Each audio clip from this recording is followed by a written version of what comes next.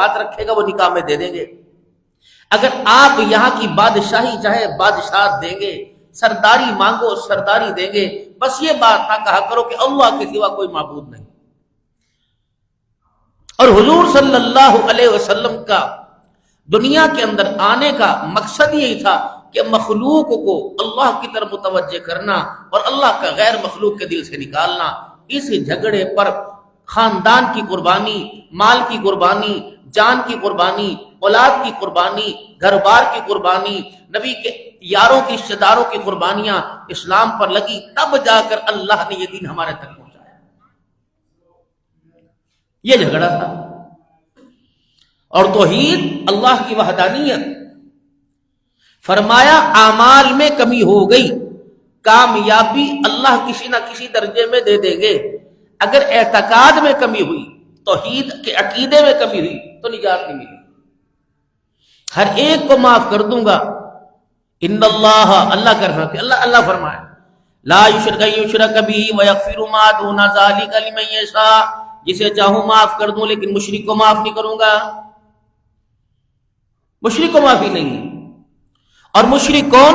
جو اللہ کے ساتھ اللہ کی ذات اور صفات میں اللہ کا شریک ٹھہرا. مکے کے لوگ، مکے کے کافر اللہ کو مانتے تھے، لیکن وہ اللہ کو بھی مانتے تھے. اللہ کے ساتھ کہتے تھے جتنے کو ہم مانتے ہیں یہ سارے اللہ کے ہیلپر ہیں. اللہ جل شانہ اپنا کام ان کے ذمہ دیتے ہیں، کسی کو بارش کا، کسی کو چاند کے سورج کے نکلنے کا. باقی یہ کام ہے تو سب سے بڑے اللہ، لیکن یہ اللہ کے ماتحتی میں آپ فرماتے نہیں، صرف ایک اللہ ہے. یہ جھگڑا تھا. اور عقیدہ توحید کتنا مضبوط ہونا چاہیے. جناب حضرت معاذ رضی اللہ تعالی عنہ مدنی کریم صلی اللہ تعالی علیہ وسلم کے ساتھ ایک سواری پہ بیٹھے ہوئے ہیں. اب رضی اللہ تعالی عنہ فرما رہے ہیں کہ حضور اور میرے درمیان صرف ایک کجاوے کا فرق تھا، وہ کجاوے کی لکڑی کا جو اونٹنی پر اونٹ پر ہوا کرتی. اونٹ کے سفر کرنے والے، سواری کرنے والے اس کو بخوبی جانتے ہیں، کیونکہ ہمارے یہاں اس کا مزاج کوئی نہیں. 3 مرتبہ رسول اللہ صلی اللہ تعالی علیہ وسلم نے فرمایا اے معاذ اس وقت تو کہاں ہے؟ میں نے عرض کیا یا رسول اللہ اس وقت میں آپ کے پاس ہوں.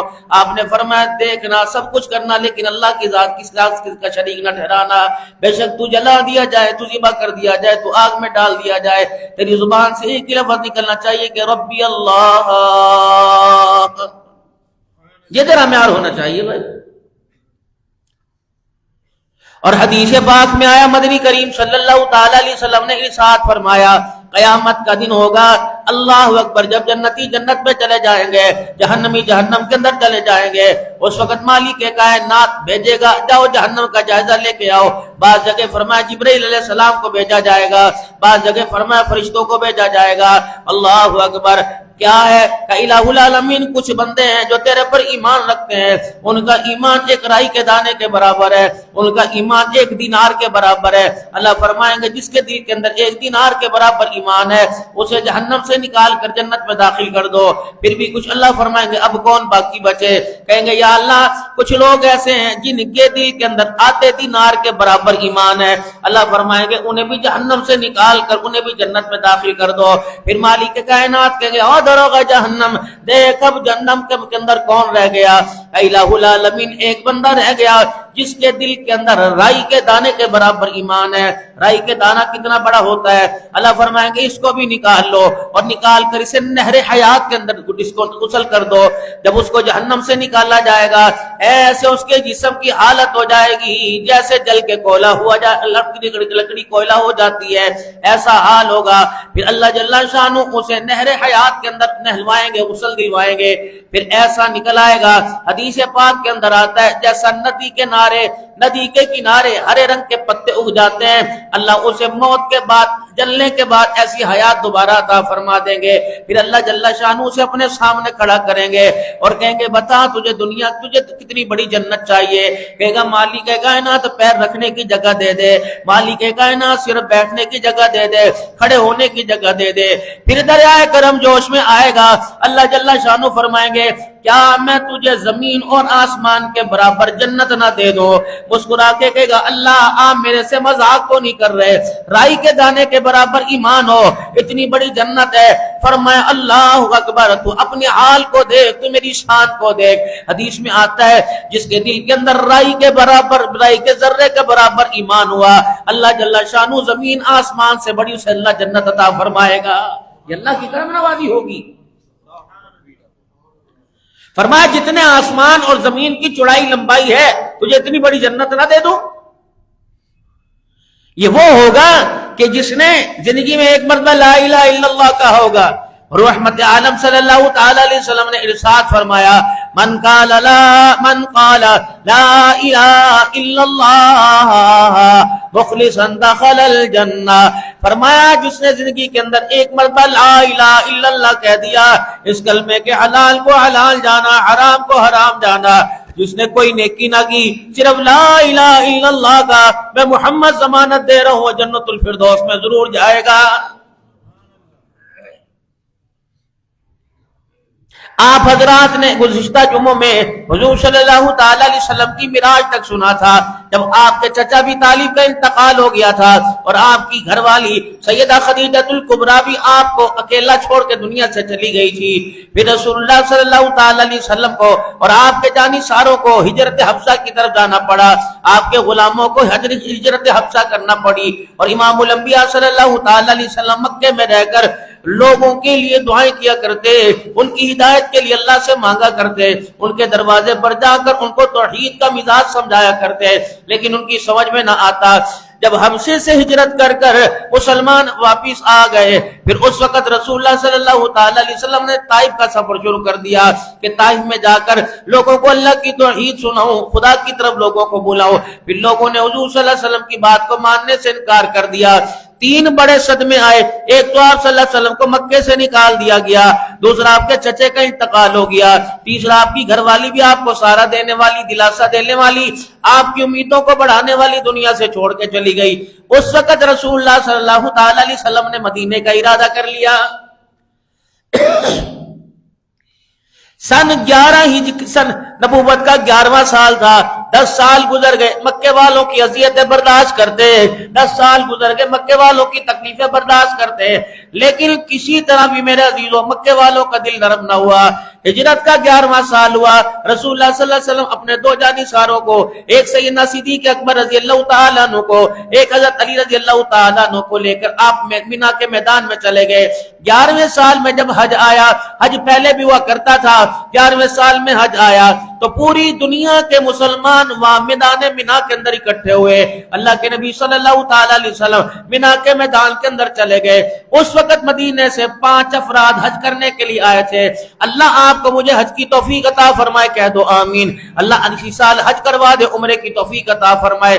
جب آپ میرے عزیزو حج کرنے کے لیے جائیں گے یا عمرہ کرنے کے لیے جائیں گے، پھر آپ کو مکے کی زیارتیں کروائی جائیں گی، پھر آپ کو زیارت کراتے کراتے میدان مینا عرفات مزدلفہ میں لے جائیں گے، پھر جمرات کے پاس لے جائیں گے، جہاں جمجا کنکریاں ماری جاتی ہیں شیطان کو، جہاں جمرات ہیں وہاں سے تھوڑا سا فاصلے پر ایک مسجد بنی ہوئی ہے جو بغیر چھت کی ہے، یہاں بیعت عقبہ ہوئی تھی، مدینے کے سے جو لوگ آئے تھے سب سے پہلے اسی جگہ بیٹھ کر آج بھی وہ نشانی موجود ہے۔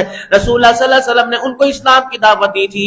اس کے اندر سیدنا اسد بن زرارہ رضی اللہ تعالیٰ عنہ، عبداللہ بن ام مکتوم رضی اللہ تعالیٰ، اسد بن زرارہ رضی اللہ تعالیٰ عنہ اور نبی علیہ السلام کے جید صحابہ رضوان اللہ تعالیٰ علیہ مجمعین تھے۔ 5 صحابہ اکرام یہاں مسلمان ہوئے حضور صلی اللہ تعالیٰ علیہ وسلم کی بات سن کر۔ اب یہ مسلمان کیوں ہوئے؟ مکے کے اندر مدینے کے اندر ان مدینے والوں کی اور یہودیوں کی آپس میں لڑائی رہتی تھی، اور مدینے والے یہودیوں پر لڑائی میں غالب رہتے تھے۔ اب یہودی کیا کہتے ہیں؟ ہاں ایک نبی آئے گا، وہ اللہ اکبر پیغام حق لے کے آئے گا، اللہ اسے پوری دنیا پہ فتح عطا فرمائے گا۔ ہم اس کے ساتھ مل کر ہم تمہارے سے اپنے بدلے لیں گے۔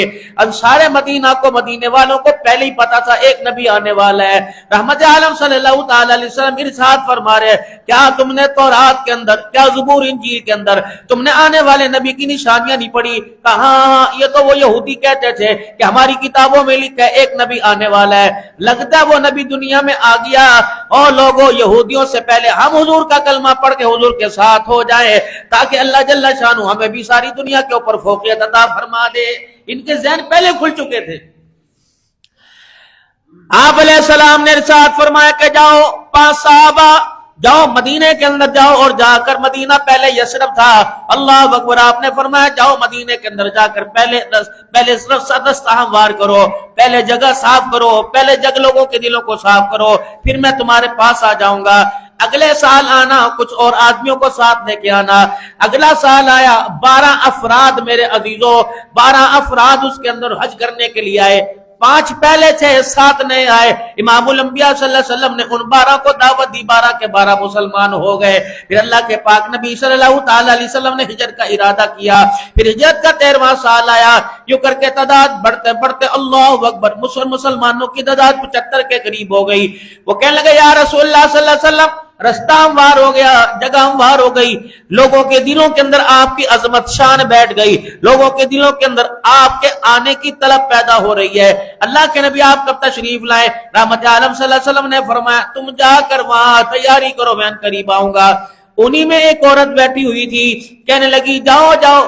جب انہوں نے آ کے خبر دی کہ اللہ کے نبی صلی اللہ علیہ وسلم نے مدینے میں آنے کا وعدہ کر لیا، وہ عورت تھی تو بڑی سیانی، حضور اکرم صلی اللہ علیہ وسلم کے پاس انہیں دوبارہ بھیج دیا اور کہنے لگی جاؤ، اس وقت تو وہ حالت پریشانی میں ہے، اس وقت تو ان کی قوم نے ان کو نکال دیا، تم نے دوسری کتابوں کے اندر پڑھا کہ اللہ جل شانہ نے فتح عطا فرمائیں گے، انا فتحنا لک فتحا مبینا لیغفر اللہ لک ما تقدم من ذنبک وما تاخر۔ ان قریب ایسا وقت آئے گا ساری دنیا تک نبوت کا راج چلے گا تو محمد الرسول اللہ کا چلے گا۔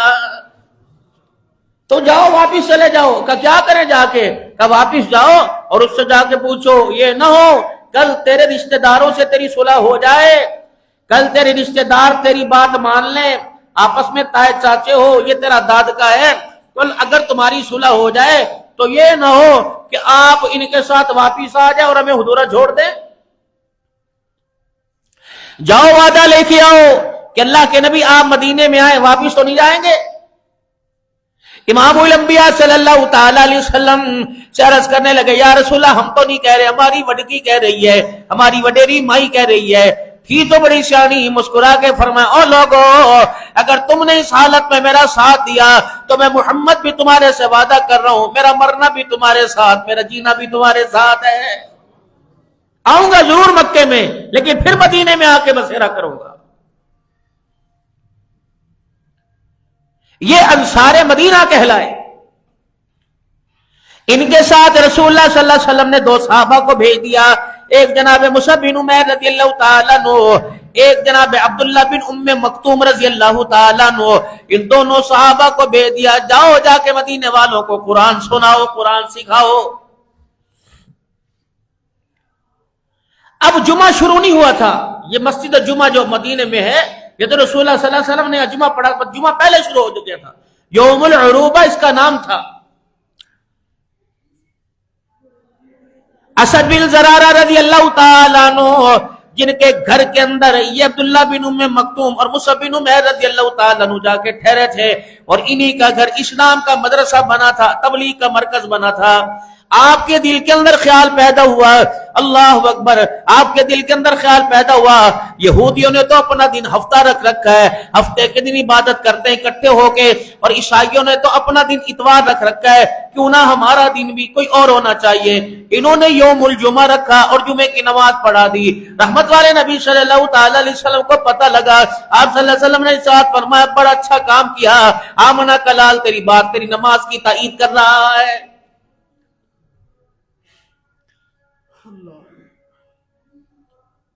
جب میرے عزیز و اعلان نبوت فرمایا، اس وقت صرف نماز کا اور اخلاق کا حکم تھا، باقی روزوں کا حکم، جمعے کی نماز کا حکم، 5 نمازوں کا حکم، دوسرے معاملات کا حکم مدینے میں آیا۔ پہلے تو 2 نمازیں پڑھی جاتی تھی، اور نماز پڑھنے کا بھی انداز اتنا تھا، ایسا انداز تھا کہ دوران نماز گفتگو بھی ہو جایا کرتی تھی، کتنی رکعتیں ہوگی بتایا بھی جایا کرتا تھا۔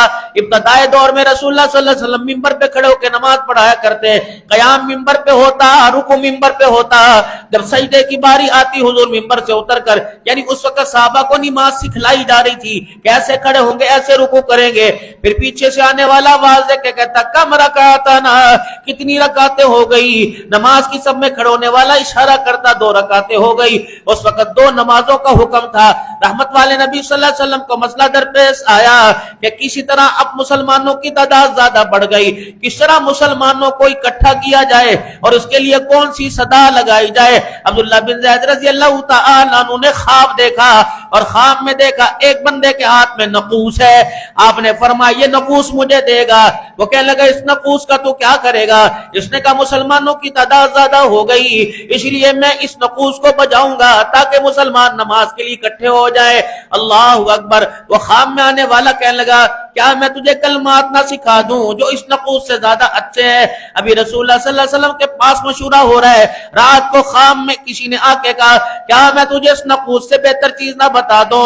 کیا کہا اللہ اکبر اللہ اکبر اللہ اکبر اللہ اکبر، پوری اذان سنا دی گئی۔ رحمت والے نبی صلی اللہ تعالی علیہ وسلم کے پاس جب عبداللہ بن زید رضی اللہ تعالی عنہ آئے، دوڑتے کہ یا رسول اللہ میں نے رات خواب دیکھا، یہی خواب حضرت عمر رضی اللہ عنہ کو بھی نظر آیا تھا، حضرت عمر کو بھی یہ کلمات کسی نے بتلائے، لیکن یہ بھی دوڑے، عمر رضی اللہ تعالیٰ عنہ بھی دوڑے، حضرت زید رضی اللہ تعالیٰ عنہ رسول اللہ کی خدمت میں پہلے پہنچ گئے کہ یا رسول اللہ رات کوئی خواب میں آیا، اس کے ہاتھ میں نقوس تھا، اور وہ نقوس میں نے اس سے خریدنا چاہا، اس نے انکار کر دیا، اور میرے سے پوچھا اس کا کیا کرے گا؟ میں نے کہا میں یہ نقوس بجا کر، توتڑا بجا کر لوگوں کو نماز کی طرف بلاؤں گا۔ اس نے کہا میں تجھے کچھ کلمات نہ بتا دوں؟ اللہ اکبر اللہ اکبر۔ جب اللہ اکبر نبی کے صحابی نے سنایا تو حضور کی اکھیوں میں آنسو آ گئے، روتے ہوئے فرمایا جلدی کر میرے بلال کو بلا لو، میرے بلال کی آواز تم میں سب سے زیادہ اونچی ہے، اے زید میرے بلال کے پاس کھڑا ہو جا، تو میرے بلال کو کلمات یاد کراتا رہا، بلال اذان کی صدائیں بلند کرے گا، اور قیامت تک اعلان کر دو اذان چلے گی، آج وہی مصطفیٰ والی چلے گی۔ یہ اذان کا حکم آیا تو پہلی اذان حضرت بلال رضی اللہ تعالی عنہ نے دی، اور یہ صحابی حضور کو کہ حضرت بلال کو اذان سکھاتے رہے، حضرت بلال رضی اللہ تعالی عنہ اذان دیتے رہے۔ نماز کا حکم آیا، اللہ اکبر قیام، اللہ اکبر رکوع۔ رحمت والے نبی صلی اللہ علیہ وسلم نے ارشاد فرمایا سمی اللہ لمن حمیدہ، اللہ نے اس کی سن لی جس نے اللہ کی تعریف بیان کی۔ ایک صحابی نماز کی تیسری چوتھی سب میں کھڑے ہیں، انہیں کہا ربنا لک الحمد، غالباً سعد رضی اللہ تعالیٰ عنہ تھے، کہنے لگے ربنا لک الحمد۔ آج سے پہلے یہ ربنا لک الحمد کے الفاظ نہیں آئے تھے۔ حضور صلی اللہ علیہ وسلم نے نماز کا سلام پھیرا، صحابہ میں خاموشی سکتہ طاری ہو گیا، کوئی دائیں بائیں جاگ کے دیکھے۔ آمینہ کے لال نے اپنے یاروں کی طرف منہ کیا اور آپ نے فرمایا کون ہے جس نے یہ کلمات کہے؟ اللہ کے نبی صلی اللہ علیہ وسلم کے یار ڈر گئے کہ خدا ناراض تو نہیں ہو گیا۔ آپ نے فرمایا بولو بولو یہ کلمات کس نے کہے؟ نبی علیہ السلام کا صحابی اٹھا اور کہنے لگا یا رسول اللہ یہ لفظ میرے منہ سے نکل لیا، عربی جانتے تھے، آج بدنصیبی کی بات ہے، انگریزی ہم جانتے ہیں، اردو ہم جانتے ہیں، ساری دنیا کی زبانوں سے واقف ہیں، لیکن عربی سے واقف کوئی نہیں۔ حضور نے فرمایا لوگو عربی سیکھو، میری زبان عربی، میرے صحابہ کی زبان عربی، مکہ مدینے کی زبان عربی، قرآن کی زبان عربی، قبر کی زبان عربی، میدان محشر میں اللہ عربی میں کلام کرے گا، میدان محشر میں عربی زبان عربی، جنت کی زبان عربی، اور لوگوں عربی سیکھو تاکہ اس سے بھی آمنہ کے لال سے نسبت ہو جائے۔ تو صحابی نماز کو سمجھتے تھے، اللہ اکبر کا کیا معنی، سبحان ربی العظیم کا کیا معنی، سبحان ربی الاعلیٰ کا کیا معنی۔ انہوں نے کہا سمی اللہ لمن حمیدہ، جس نے اللہ کی تعریف کی اللہ نے اس کی تعریف سن لی۔ لیکن ربنا لک الحمد، اللہ کے لیے ساری تعریفیں، اللہ کے لیے، واسطے اللہ کے لیے۔ کہ کس نے کہے کلمات کا میرے منہ سے نکلے، کہا واہ واہ واہ واہ کیسے پیارے کلمات ہیں. جبرائیل خدا کا آرڈر لے کے آ گیا, آج کے بعد نماز کے اندر قیامت کی صبح تک تیرے کلمات کو دہرایا جائے گا. ابتدائی حکم آ رہے ہیں. ادھر رسول اللہ صلی اللہ تعالی علیہ وسلم نے صحابہ کرام رضوان اللہ تعالی علیہم اجمعین کو نبوت کے 13 سال گزر جانے کے بعد آپ نے ہجرت کا حکم دے دیا کہ چلو میرے یارو مدینے کی طرف ہجرت کر کے جانا ہے. ادھر میرے عزیزوں مدینے والے تیاری کر رہے ہیں, آج نہیں کل نہیں پرسوں ترسوں امام الانبیاء صلی اللہ تعالی علیہ وسلم تشریف لے کے آئیں گے. چھوٹی چھوٹی بچیاں بنو نجار کی, رسول اللہ صلی اللہ علیہ وسلم کے ننھال کے خاندان کی چھوٹی چھوٹی بچیاں روزانہ پہاڑوں پہ چڑھتی اور امام الانبیاء صلی اللہ علیہ وسلم کے آنے کا انتظار کرتی. آج بھی میرے عزیزوں مدینے سے باہر نکلو, آج بھی تھوڑا سا آگے جائیں گے, آج بھی وہی چبوترا آج بھی موجود ہے جہاں امام الانبیاء صلی اللہ علیہ وسلم کا استقبال کیا گیا تھا. آج بھی وہ جگہ موجود ہے جہاں ابو ایوب انصاری رضی اللہ تعالیٰ عنہ کے مکان میں ڈیرا ڈالا تھا. اللہ اکبر. ایک یہودی اپنی چھت کے اوپر کھڑا اور میرے عزیزوں مدینے والے یثرب والے روزانہ شہر سے باہر نکلتے اور مایوس ہو کے واپس آ جاتے کہ آج بھی اللہ کا نبی واپس نہ آیا. ادھر ہجرت کی تیاری ہو رہی ہے. امام الانبیاء صلی اللہ تعالی علیہ وسلم کو حکم ہوا میں میرا نبی اب مکہ چھوڑ دے. امام الانبیاء صلی اللہ تعالی علیہ وسلم صحن کعبہ میں کھڑے اور کہہ رہے ہیں الہ العالمین جدائی برداشت نہیں ہوتی, کہاں تیرا گھر, اس کے طواف کے لیے مارے میں نے کھائی, چمڑے میرے یاروں نے دوڑوائے, کملی والے کے رب میں تیرے دربار میں کیا عرض کروں کہ کیا کیا مائیوں نے مردوں نے بچوں نے تیرے گھر کے طواف کے لیے تیری توحید کے پھلیرے بلند کرنے کے لیے کتنی کتنی مار نہیں کھائی. اے اللہ میں محمد تیرا گھر نہیں چھوڑ سکتا, تیرا گھر چھوڑنے کو دل نہیں کرتا, لیکن میری قوم رہنے نہیں دیتی. جبرائیل علیہ السلام قرآن پاک لے کے آئے, قرآن پاک کی آیت لے کے آئے ان الذی فرض علیک القرآن لرادوک الی معاد. اے محمد پریشان نہ ہو, آج معصوم بن کے بھیجا جا رہا ہے, کل فاتح بنا کر تجھے بیت اللہ کے صحن میں کھڑا نہ کر دوں تو مجھے اپنا خدا نہ کہنا. علماء اکرام نے فرمایا اللہ جس کو عمرے کی توفیق عطا فرماوے, جس کو حج کی توفیق عطا فرمائے, اس آیت کو 20 سے پارے کی غالباً آیت ہے ان الذی فرض علیک القرآن لرادوک الی معاد. فرمائے اس آیت کو انگلی کے اشارے سے جتنی مرتبہ بیت اللہ کی دیوار پہ غلاف پہ لکھے گا اللہ موت سے پہلے اتنی مرتبہ عمرہ نصیب فرمائے گا. ہم تجھے لے کے آئیں گے واپس, پریشان کیوں ہوتا ہے؟ پھر اللہ کا وعدہ سچ ہوا.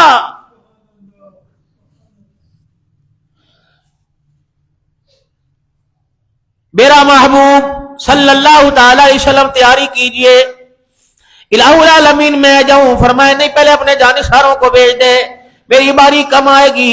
فرمایا محبوب اس باری کا بھی میں نے انتظار کر لیا. یہ جمادی الثانی کا مہینہ گزرا, سیدنا صدیق اکبر رضی اللہ تعالیٰ عنہ کی وفاؤں کا, آپ کی وفات کا مہینہ گزرا. میرے عزیزو تم نے یار دنیا میں بڑے دیکھے ہوں گے, کوئی تمہارا مالی یار بنے گا, کوئی رشتہ داری یار بنے گا, کوئی علاقائی یار بنے گا, لیکن رب اکبر کی قسم ہے ابو بکر رضی اللہ تعالیٰ عنہ کی یاری کے سامنے دنیا کی ساری یاریاں ڈھیر ہو گئی. جبرائیل علیہ السلام آئے, محبوب اب آپ کو مکہ چھوڑنے کا آرڈر آ گیا. ایک سیدہ زینب رضی اللہ تعالی عنہ مکے میں امام الانبیاء صلی اللہ علیہ وسلم تیاری کر رہے ہیں. مالک کائنات کو خبر تھی بیٹی بھی یہاں موجود ہے, لیکن آپ نے بیٹی کے دروازے پہ نہ بھیجا, آپ نے جناب سیدنا صدیق اکبر رضی اللہ تعالیٰ عنہ کے دروازے پہ بھیجا. سیدنا صدیق اکبر رضی اللہ تعالیٰ عنہ پہلے انتظار کر رہے تھے.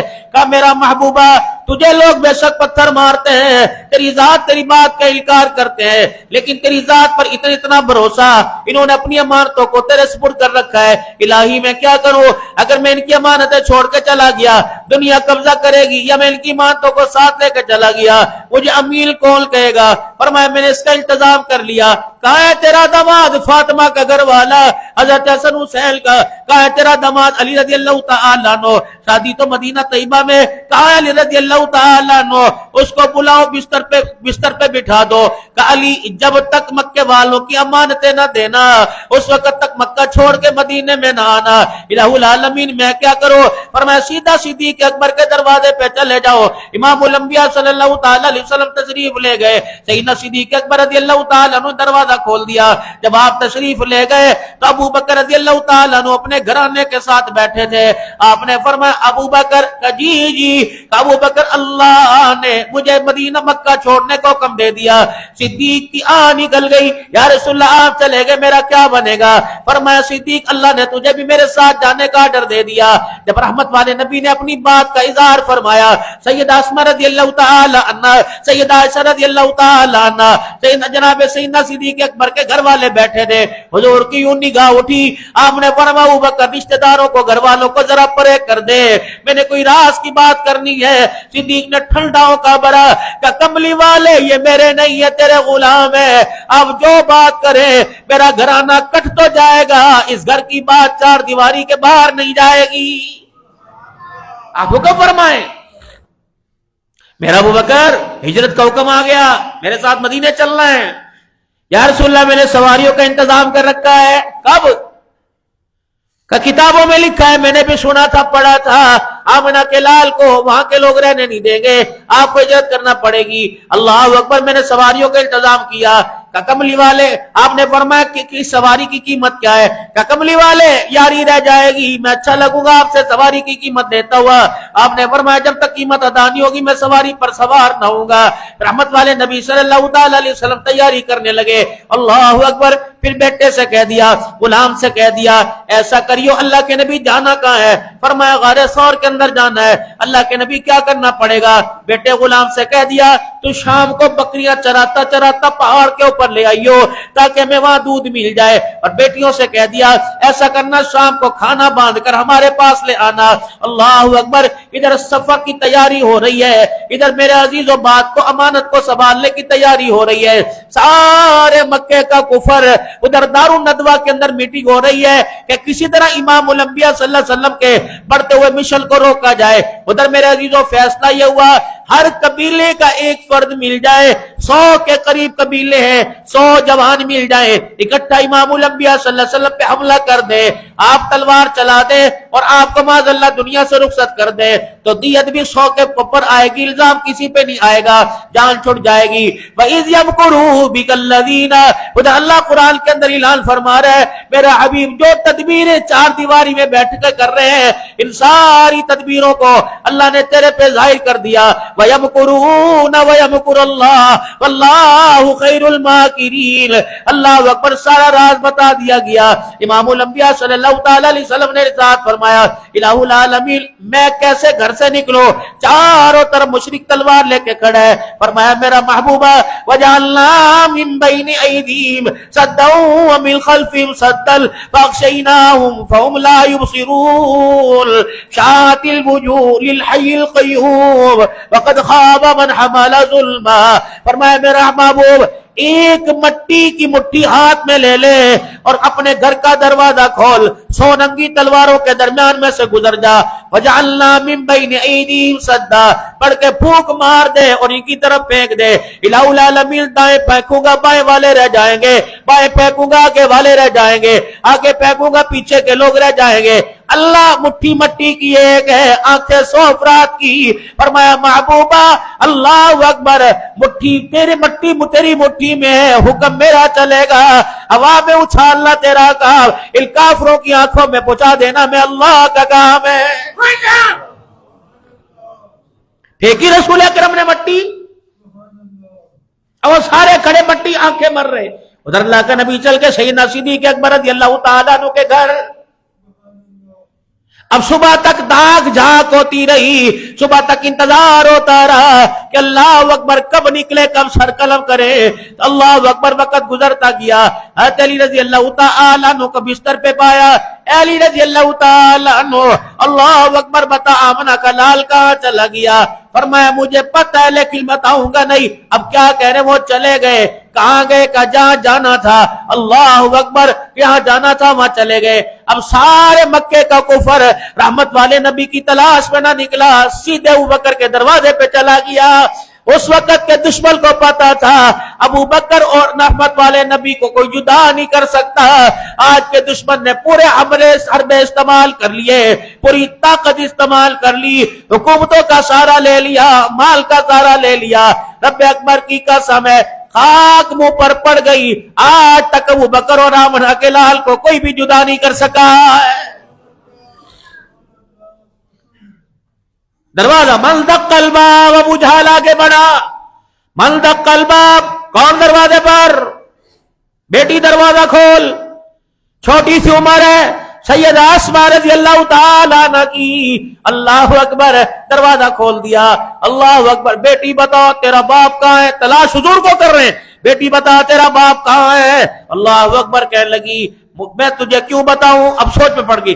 بیٹی تجھے پتا تیرا باپ کہاں گیا؟ سیدہ اسماء کہتی ہے میں 1 منٹ کے لیے خاموش ہو گئی. اگر انکار کر دوں تو صدیق کے گھرانے کی, جھوٹ بولوں صدیق کے گھرانے کی صداقت چلی جائے گی.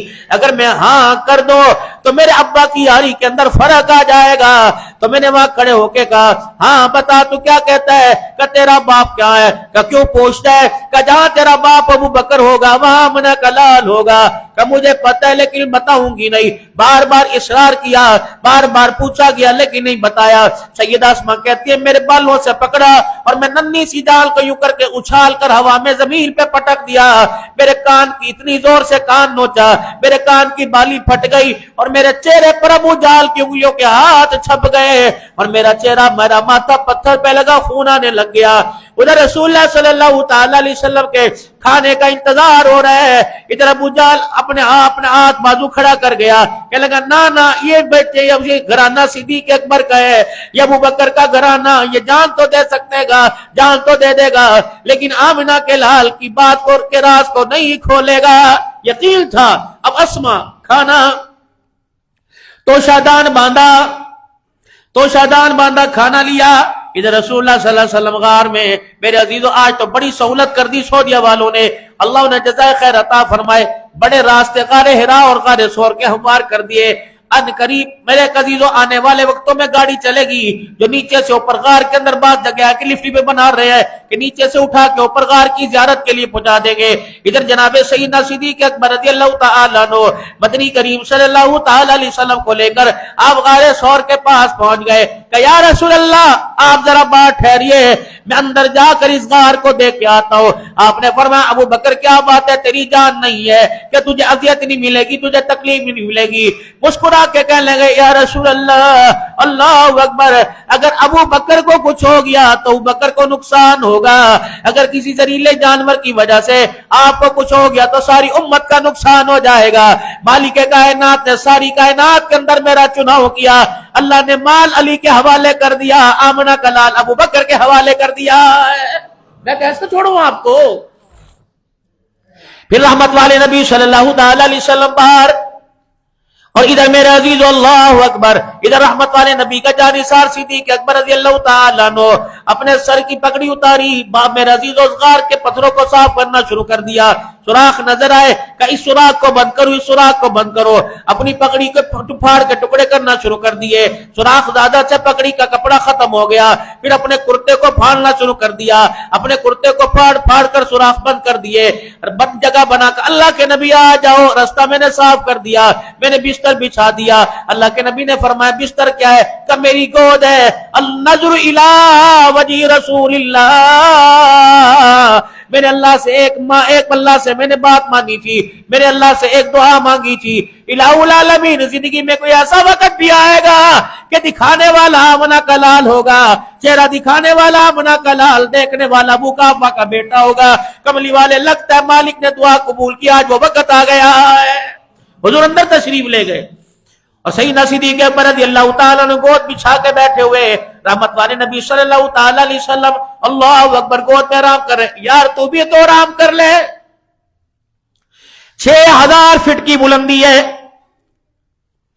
हुजूर फरमाते हैं मैं चल रहा हूं। अबू बकर दौड़ता दौड़ता, अल्लाहु अकबर, अबू बकर दौड़ता दौड़ता कभी आगे कभी पीछे कभी दाएं बाएं आता है, कभी यूं करके मेरी तरफ चारों तरफ घूमता है। मैंने कहा अबू बकर क्या बात है? क्या कमली वाले दुश्मन का तीर दाएं बाएं से आए, आपको ना लगे, बताओ मैं उम्मत को क्या जवाब दूंगा? अल्लाहु अकबर। अबू बकर अपनी पूरी एड़ी जमीन पे नहीं रखते, पंजों के बल चलते हैं। आपने फरमाया अबू बकर पंजे क्यों रख रहा है? क्या कमली वाले पांव रखूं, मेरी पांव की निशान की वजह से कि दुश्मन को खोजना लग जाए। अल्लाहु अकबर। जब अबू बकर रज़ी अल्लाह ताला अन्हु साथ साथ चल रहे हैं, अभी सवारी पर नहीं बैठे। मेरे मोहतरम दोस्तों बुजुर्गों, इमामुल अंबिया सल्लल्लाहु अलैहि वसल्लम के पांव मुबारक की तरफ देखा। अल्लाह के नबी सल्लल्लाहु अलैहि वसल्लम के पांव में वो छोटे छोटे नुकीले नुकीले पत्थर चुभ रहे। अबू बकर रज़ी अल्लाह ताला अन्हु हुजूर के पास है, या रसूल अल्लाह आप मेरी एक बात मानो। अल्लाहु अकबर। अबू बकर क्या बात मनवाएगा? अल्लाह के नबी ऐसा करते आप सवारी पे बैठ जाओ। आपने फरमाया सवारी का सिद्दीक आगे बढ़े और आके बैठ के कमली वाले मेरे कंधे पे सवारी है। आपने फरमाया अबू बकर तेरे भी तो पांव है, तुझे भी तो तकलीफ होगी। क्या कमली वाले मेरी खैर है। इमामुल अंबिया सल्लल्लाहु ताला अलैहि वसल्लम रब अकबर की कसम है, जब मेराज का सफर आया जिब्राइल बुराक लेके आ गया, जब हिजरत का सफर आया सिद्दीक खुद सवारी बन के आ गया। बैठिए इसके ऊपर, फिर अंदाजा लगाओ, पुष्प मुबारक सिद्दीक की गर्दन पर, पैर मुबारक सिद्दीक के सीने पर, हाथ मुबारक सिद्दीक के सर पर, 6000 फीट की बुलंदी पे चल रहा है। जनाब सैयदना सिद्दीक अकबर रज़ी अल्लाह ताला अन्हु के जब पांव में नकीले पत्थर चुभे, सिद्दीक की आंखों में आंसू आ गए। इसको देख के हुजूर ने रोना शुरू कर दिया। फरमाया सिद्दीक बता, मोहम्मद के घराने पर मेरी जात था। जब हुजूर को कंधे पर सवार करके पहाड़ी पे चढ़ रहा था, रात का अंधेरा था, पैर जख्मी थे, तुझे तकलीफ तो नहीं हो रही थी? फरमाया जब पत्थर चुभता, जख्म आता, खून की धार निकलती, टीस उठती, मैं यार का दीदार करता, मेरी तकलीफ राहत में तब्दील हो जाया करती थी। वजह की तो किसी और को बताएगी, किसको बताएगी? अर्ज करने लगी या रसूल अल्लाह चेहरा दिखाऊं या जुबान से बताऊं? आपने फरमाया चेहरा क्या दिखाएगी? जब यूं करके अपने चेहरे से कपड़ा हटाया, हुजूर की अखियों में आंसू आ गए। माथे पे पत्थर का निशान, कान का हिस्सा ये फटा हुआ। क्या हुआ था? अब्बा की तरफ, बेटी बता दे अब्बा की तरफ। या रसूलल्लाह आपका दुश्मन, इस्लाम का दुश्मन अबू जहल आया था, मैं नन्ही सी जान को जोर से तमाचा मारा, मैं उछल के जमीन में वापिस आई। ये उसके हाथ का निशान है, ये उसके कान, ये माया मारा, इतनी जोर से मारा कि कान की बाली, कान का हिस्सा फटा, बाली जमीन पे गिरी। अल्लाह के नबी ने यूं करके दामन फैला लिया, आंख में आंसू है, रो के फरमाया अल्लाह ये मेरा सिद्दीक है, ये मेरा घराना है। अल्लाह इसने मेरे पे इतने एहसान कर दिए, मैं मोहम्मद इसके एहसानों का बदला नहीं उतार सकता। अल्लाह नबी का एहसान सारी उम्मत पर, सिद्दीक का एहसान नबी पर। ए अल्लाह इसने इतने मेरे पे एहसान कर दिए, मैं इसका एहसान का बदला नहीं चुका सकता, तू इसके बदले देना अल्लाह। अल्लाह अकबर। मेरे अजीजों देखो कितनी मोहब्बत, कितनी वफा। ये दीन जो आज आप खुशबुएं लगाकर, ये सज धज के जो आप अल्लाह के घर में जो है पढ़ने के लिए बैठे, इसके पीछे गमों की कितनी बड़ी दास्तान है। अपनी नस्लों को इसके तज़किरे बतलाएं, अपने बच्चों को बतलाएं कि हमारे पास दीन जो है वो पानी में बहता नहीं आया, लाखों इंसानों की कुर्बानियों के सदके दीन हमारे तक पहुंचा है। इस दीन से मुंह फेर कर अल्लाह को नाराज करना इतना आसान है, सवाल ही पैदा नहीं। मेरे मोहतरम दोस्तों बुजुर्गों, अपनी जिंदगी को बनाइए और खूबसूरत से खूबसूरत अपनी जिंदगी को बनाइए। फिर गार के अंदर क्या हुआ, फिर रहमत आलम मदीने कैसे पहुंचे, इंशाअल्लाह आइंदा जुम्मों में आप हजरात से अर्ज करूंगा। बस अल्लाह में अमल की तौफीक अता फरमाए। सिद्दीक के ईमान को परखनी नहीं, उसकी सदाकत के प्रचार करने की तौफीक अता फरमाए। हुजूर सल्लल्लाहु अलैहि वसल्लम के उस्वा पे अमल की तौफीक दे। आमीन आमीन। व आखिर दावाना अल्हम्दुलिल्लाहि रब्बिल